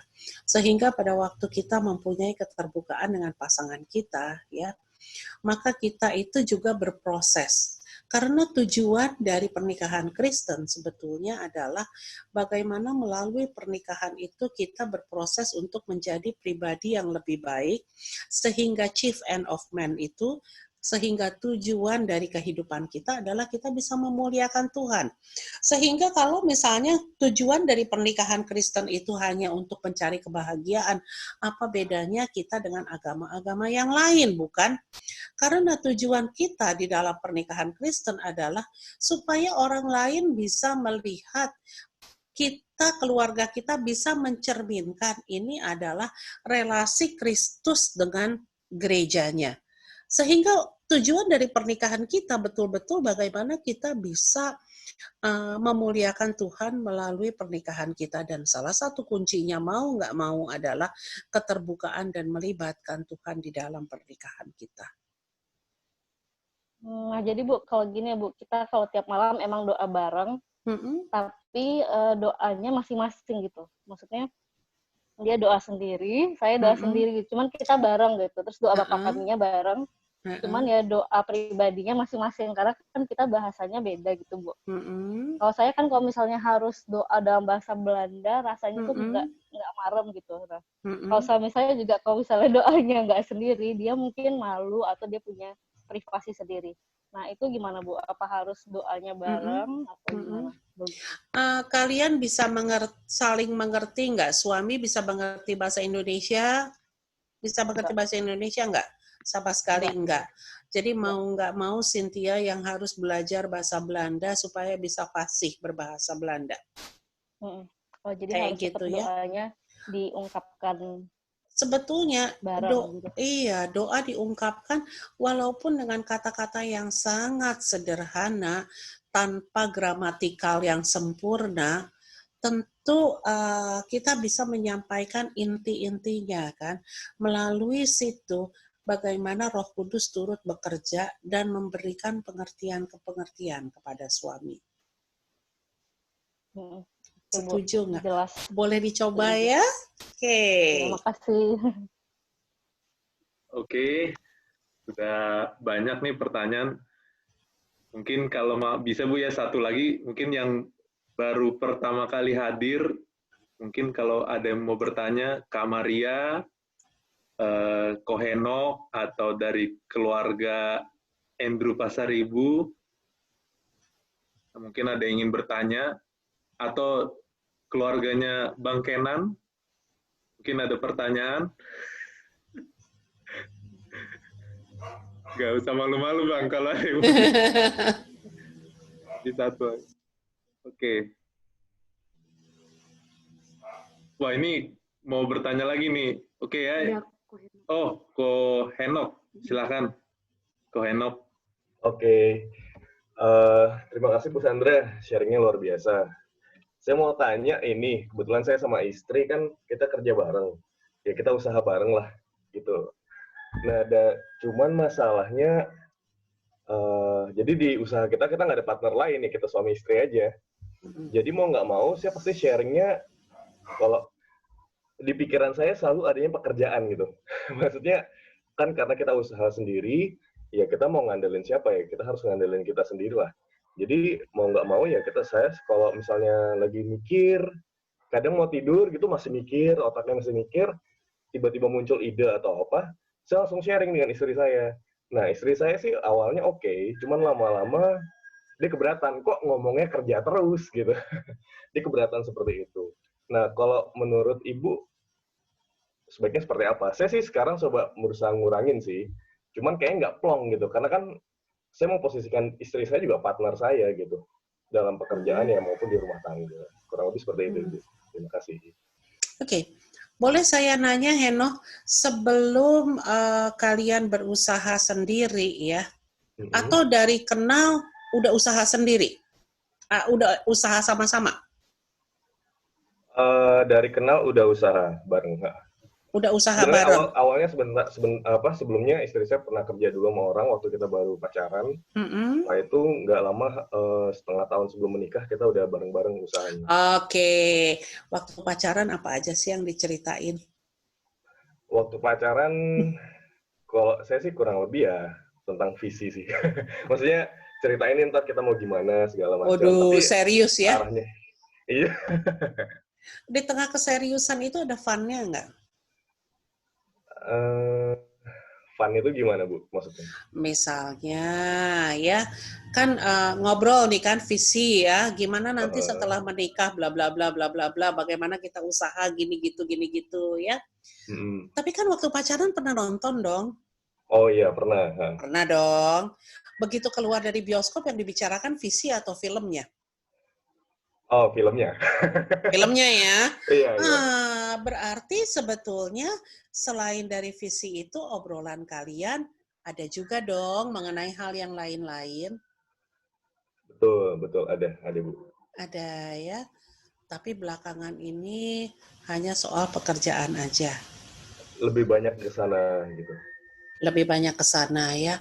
Jangan-jangan istri Anda itu kangen loh, lagi pacaran, pulang dari nonton bioskop ngobrol yang lain. Ya enggak? Oke. Iya Bu. Jadi sebetulnya usaha bersama itu ya, kita perlu memisahkan waktu di mana kita membicarakan mengenai pekerjaan dan kapan kita membicarakan mengenai yang personal. Ya. Saya sama suami saya berasal dari sebelum saya menjadi konselor, kami berdua bekerja dari sektor finansial, ya. Tapi di dalam dua sektor yang berbeda, main sektornya adalah financial. Nah, tetapi kami berusaha untuk membatasi pembicaraan obrolan mengenai finansial sampai jam 9 malam saja. Artinya, lewat dari jam 9 malam, ya, kami membicarakan hal-hal yang lebih personal. Artinya, kami bersama-sama mempunyai satu visi bahwa pada waktu kami berbicara, kami saling mengasah kemampuan finansial, mengasah knowledge kami di dalam finansial gitu ya, karena di dalam ranah kerja kami gitu kan. Tetapi setelah itu kami tahu bahwa kalau semuanya kita hanya fokus ke dalam pekerjaan, maka kita akan missing hal-hal yang personal. Kita akan kehilangan momen-momen di mana kita bisa membangun kedekatan secara pribadi ya. Karena kedekatan itu, attachment itu kan nggak cuma mengenai inteligensi ya atau profesionalisme ya. Attachment itu macam-macam, baik secara emosi, baik secara religius, baik secara profesional, maka kita perlu menjalin itu semua secara sinergi, sehingga jangan cuma mengasah satu sisi saja di dalam hal ini profesional, tetapi kita melupakan kedekatan-kedekatan lain di dalam pernikahan kita. Kebayang nggak? Oke, Bu. Ya? Iya. Oke. Thank you, Bu. Welcome.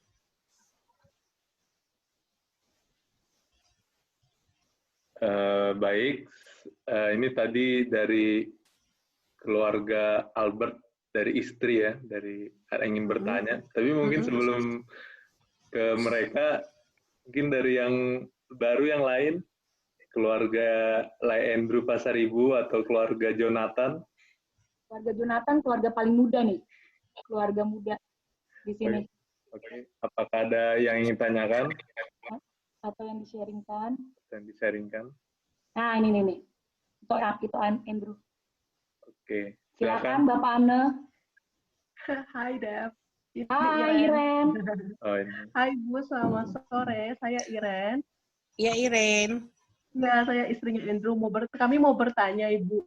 untuk terkait pasangan kan pasti kita punya banyak konflik gitu ya Bu ya hari demi hari. Nah, kemudian tapi kan kita jauh lebih baik kalau kita bisa kayak antisipasi gitu Bu. Jangan sampai udah konflik baru malah jadi lebih repot gitu ngeberesinnya. Nah, jadi apakah memang perlu dalam menjalin relasi dengan pasangan itu, apakah perlu kita lakukan kayak misalnya evaluasi periodically gitu? Kalau misalnya memang perlu ada evaluasi rutin, itu secara psikologi gitu sehatnya kayak per berapa bulan atau per berapa minggu gitu Bu, karena kalau harian kan kayak ya mungkin agak aneh aja gitu kalau harian. Kalau tahunan kan sifatnya lebih kayak resolusi tahunan gitu dan kelamaan gitu Bu. Jadi kalau menurut saran Ibu seperti apa Bu? Jadi kayak seperti UAS gitu, ujian akhir semester.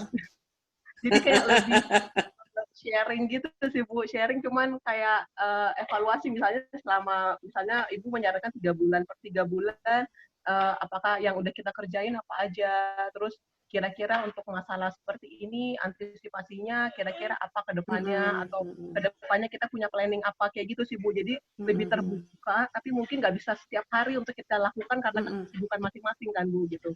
Jadi saran Ibu baiknya itu dilakukan per berapa minggu sekali atau mungkin per berapa bulan gitu. Kita punya kecenderungan sebagai manusia ya, apabila itu sudah menjadi rutin, maka kita cenderung untuk melakukan segala sesuatu itu based on our rutinitas aja, bukan lagi kepada satu keinginan untuk kita melakukan evaluasi secara benar-benar. Waduh, udah mau tanggalnya evaluasi nih, akhirnya kita jadi mengada-ada ya. Sebetulnya evaluasi yang paling baik itu tidak ada yang bisa mengatakan evaluasi kapan sih periodical yang paling baik itu kapan. Saya kasih ilustrasi ya. Misalnya kita sudah menetapkan nih janji nih, kita evaluasi sebulan sekali akhir bulan. Misalnya ya. Nah, apabila di dalam hari ke-12 terjadi satu konflik dan harus dibicarakan, akankah kita menanti pada saat tanggal hari evaluasi akhir bulan? Atau kita akan menyelesaikan saat itu juga? Ya. Lalu, apabila semuanya kelihatannya sedang di dalam kondisi prima, on track, apakah kita akan memaksakan diri untuk melakukan evaluasi di akhir bulan? Ya, sehingga dengan demikian kita perlu mengasah fleksibilitas bagaimana kita melakukan evaluasi periodik. Ya, contohnya, apabila kita mempunyai jam doa bersama, sebetulnya itu merupakan evaluasi kita secara tidak langsung. Ya, karena melalui doa yang kita panjatkan, kita sedang mengevaluasi sampai di mana sih pasangan kita, sampai di mana sih saya mempunyai toleransi, sampai di mana sih ya. Memang kalau yang namanya refleksi setiap akhir tahun kayaknya keluarga Kristen rata-rata melakukan refleksi ya. Nah, cuma apakah kelamaan atau enggak? Ya kita enggak perlu menunggu sampai akhir tahun. Mari kita melakukan sesuai dengan fleksibilitas yang kita butuhkan. Karena pada saat kita mau mengontrol segala sesuatu, banyak problem-problem yang uncontrollable yang muncul, tiba-tiba muncul di dalam hidup kita. Dan pada waktu kita tidak siap untuk menghadapi uncontrollable problem, itu adalah saatnya kita mulai gelisah. Dan akhirnya pernikahan kita tidak bisa kita nikmati lagi. Gimana? Iya Bu, oke setuju Bu. Jadi lebih cenderung ke fleksibilitas ya Bu ya. Iya. Kita sesuaikan aja dengan kondisi sehari-harinya seperti apa. Dan tetap utamakan komunikasinya itu lewat tadi jam doa bersama itu ya Bu ya. Yes. Okay, thank you Ibu. Welcome. Oke, terima kasih keluarga Andrew.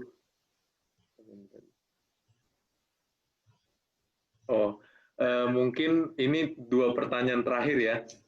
2 pertanyaan terakhir karena waktu kita udah lama nih. Jadi selanjutnya yang dari pertanyaan raise hand ini dari keluarganya Albert, tapi dari nyonyanya. Mungkin bisa disampaikan, tapi mudah-mudahan ini bukan pertanyaan balasan ya. Silakan, Kak Wanda. Hai, Bu. Hai. Saya Wanda. Iya. Ibu, saya ingin tanya, kalau suami istri itu apakah ideal aja atau nggak masalah kalau di antara kita tetap ada rahasia atau misalnya ada masalah yang kita tidak ceritakan? Karena ada kalanya bila ada masalah diceritakan ke suami kok kayaknya nggak seru ya, malah yang ada kayak nggak dapet solusi gitu. Bukannya mau menceritakan ke laki-laki lain, enggak, atau kita menceritakan aib ini ke orang lain, enggak. Tapi ada hal-hal di mana kayaknya menceritakan ke suami itu atau menceritakan ke istri itu tidak menyelesaikan masalah gitu. Tapi malah lebih seru misalnya ke teman perempuan atau misalnya ke tuh cerita ke kita aja benar ke grup cewek-cewek ibu-ibu di pray gitu, itu benar. Nah, apakah itu ideal, Bu, bila suami istri itu memang ada rahasia di antara kita gitu. Jadi nggak semua 100% apapun perasaan kita, masalah ini anak itu tuh kita ceritain ke suami gitu. Ataupun suami juga kayak begitu ke istri. Atau sebaiknya kita memang harus terbuka dalam segala hal. Itu aja, Bu. Terima kasih banyak. Oke. Jadi sebetulnya pernikahan itu adalah gabungan dua pribadi yang memiliki latar belakang, memiliki kehidupan pribadi yang disatukan di dalam satu rumah tangga, kan? Ya. Jadi kadang-kadang pada waktu kita nyeritain teman SMA kita gitu ya, dia juga nggak ngerti loh maksudnya apa, ya kan? Nah, sehingga kita akan lebih asik kalau kita menceritakan kepada grup teman-teman SMA kita. Is it okay? Of course, yes. Ya. Masalahnya adalah jangan sampai kita menceritakan masalah internal di dalam rumah tangga kita kepada orang lain, kepada teman SMA kita. Ya.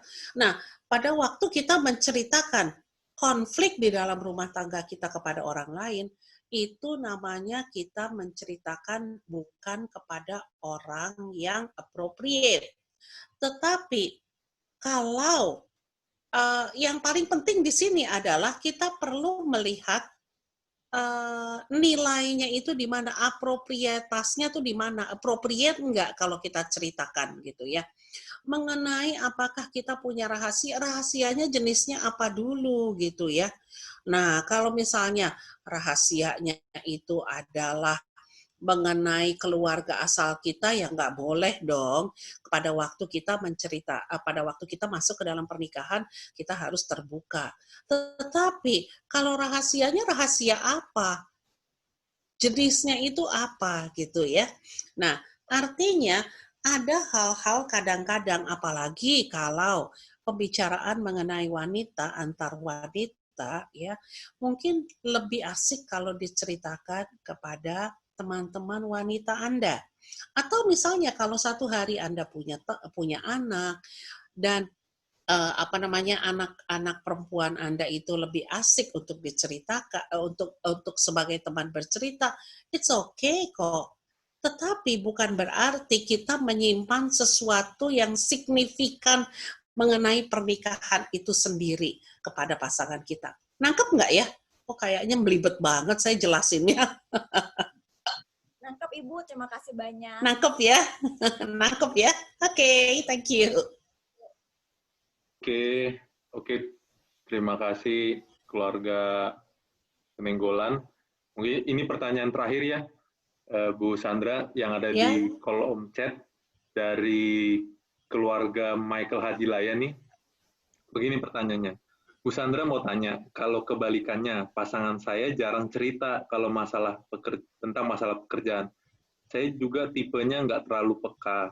Kalau nggak disinggung, saya pikir nggak ada masalah. Tetapi kadang pas di rumah dia bad mood. Tapi kalau ditanya, cuman bilang secara umum aja, ada masalah kantor. Kalau ditanya masalahnya apa, paling jawabnya biasalah. Tapi kalau lagi ketemu sama orang lain, dia bisa cerita banyak. Saya kadang mikir, apakah ada yang salah kalau seperti itu? Nggak selalu sih, tapi cenderung seperti itu. Gitu. Oke. Masalahnya kantornya itu kita memahami nggak sih katakan jenis apa pekerjaannya? Apakah kita bisa tune in enggak? Ya, kadang-kadang mungkin dia nggak cerita karena frekuensi kita berbeda gitu loh. Memang beda ini Bu, apa namanya profesinya beda. Cuman saya kadang, maksudnya awalnya saya biasa aja. Tapi setelah lihat ternyata kok sama orang dia bisa cerita kayak gitu, terus saya juga sebenarnya bisa ngikutin kalau dia cerita gitu. Cuman saya merasa jadinya apa, maksudnya ada yang kurang dari saya apa gimana sampai dia kayak mungkin nggak nyaman cerita sama saya atau nggak percaya gitu loh Bu. Ya. Nah masalahnya kenapa kalau dia nggak cerita kok kita merasa bahwa kita merasa kurang gitu. Apa yang kurang dengan saya ya kalau dia nggak bercerita? Sebetulnya nggak ada yang kurang loh dengan diri kita. Cuma dalam satu situasi mungkin dia merasa kalau dia cerita dengan orang-orang yang memahami, itu kan ceritanya jadi lebih nggak usah panjang-panjang gitu ya. Tetapi kalau cerita sama kita kan jadi mesti panjang banget karena kita banyak pertanyaan. Mungkin nggak tuh begitu? Mana pasangannya? Betul banget, Bu. Wah, betul banget ya. Betul banget, Bu. Baru kali ini saya menemukan jawaban yang tepat pada sasaran, Bu.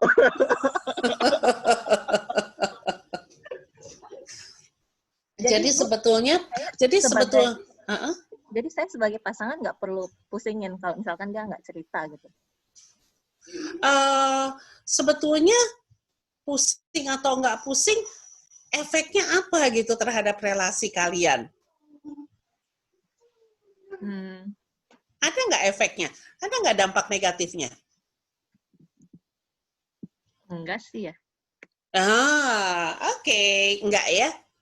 Tapi kita kepo, Bu.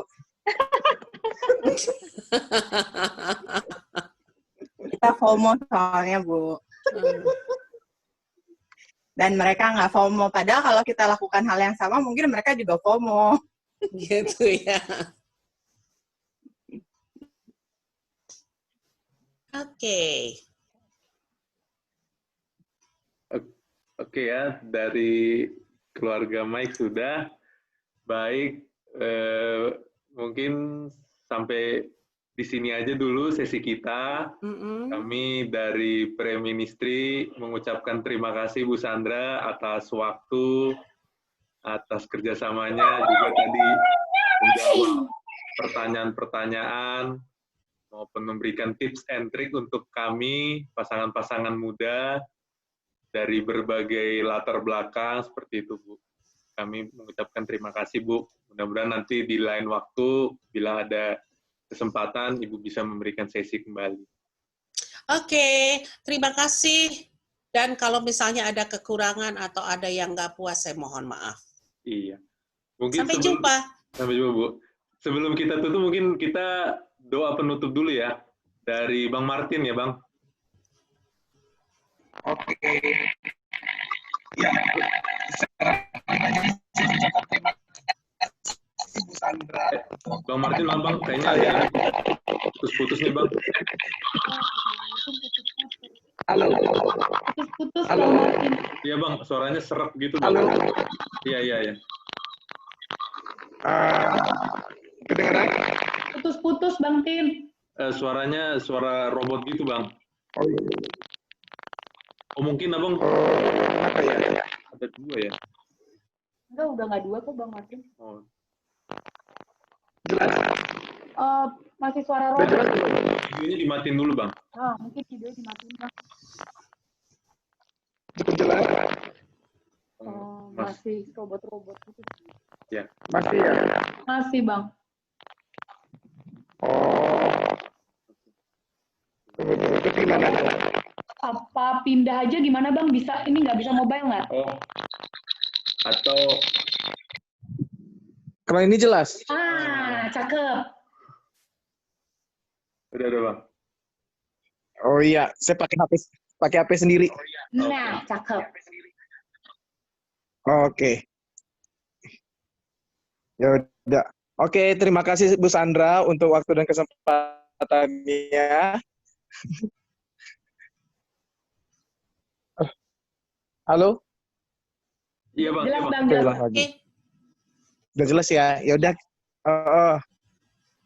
Oke, kita akan doa penutup. Saya akan berdoa ya. Mari kita berdoa. Bapa dalam surga, kami bersyukur untuk waktu di mana kami boleh berinteraksi, boleh saling sharing, menguatkan sebagai komunitas orang-orang percaya secara khusus, pasangan-pasangan muda di dalam menjalani kehidupan pernikahan. Kami menyadari ada begitu banyak fase-fase dalam kehidupan pernikahan kami yang kami harus lewati bersama dengan pasangan kami. Kami memohon kemurahan Allah untuk terus menganugerahkan kepada kami hikmat, kerendahan hati, dan juga pembelajaran dan pengenalan dalam diri kami, sehingga kami mau terus mengenal Tuhan semakin dekat, dan juga semakin mendekatkan diri kami dengan pasangan kami. Kami berdoa untuk setiap tantangan dan masalah-masalah di hadapan kami. Kami rindu kekuatan bersama Allah itu yang terus menjadi kekuatan bagi kami untuk melewati setiap pergumulan hidup. Kami juga berterima kasih untuk kehadiran Bu Sandra Mayawati yang menjadi saluran berkat-Mu untuk memakai beliau men-sharingkan bagian-bagian dari kebenaran firman yang terintegrasi di dalam kehidupan pernikahan secara khususnya. Biarlah dalam kehidupan Bu Sandra pribadi, Engkau yang terus tambahkan hikmat, damai sejahtera, dan juga sukacita dalam melayani Tuhan. Berkati Bu Sandra dan keluarga beserta anak-anak, dan juga pelayanan beliau sebagai kanselor, dan dimanapun, di mimbar manapun Tuhan pakai, biarlah itu semuanya boleh memuliakan Tuhan, dan Tuhan disenangkan melalui kehidupan Bu Sandra. Terima kasih Tuhan, kalau sebentar kami akan mungkin berinteraksi di dalam komunitas ini, biarlah Tuhan tetap terus juga menyertai kami. Dan kalaupun kami melanjutkan kegiatan kami selanjutnya, Tuhan yang terus juga disenangkan melalui kehidupan kami. Terima kasih Tuhan, di dalam kasih Kristus yang begitu mengasihi kami bersyukur, kami berdoa, kami berterima kasih. Amin. Amin. Amin. Sebentar Bu Sandra, teman-teman semua, sebelum kita tutup, kita untuk dokumentasi bisa videonya diaktifkan semua. Nanti kita mau saya screenshot, mau sambil buat fotonya. Oke, udah. Ini siapa yang bersedia diaktifkan videonya? Udah siap semua? Oke. Bisa? Oke. Era, Kak Maria, Kak Brenda, Bang Frans. Bang Frans. Kameranya aja kalau memang ini siap-siap ya. Sebentar, Kak. Kak Maria masih connect. Bang Frans sudah menghilang ya, Bang Frans? Bang Frans videonya nggak muncul. Oke ya. Ini aja mungkin ya. Oke, Bang Frans. Muncul. Oh, Kak Maria bisa aktifkan videonya. Kita mau ambil foto. Kalau Ko Henok juga mau bersedia. Ko Henok kayaknya nggak bisa video. Oh, ya udah. Oke, siap semua ya. Senyum semua. Boleh mau pasang gaya masing-masing. 1, 2, 3. Sebentar.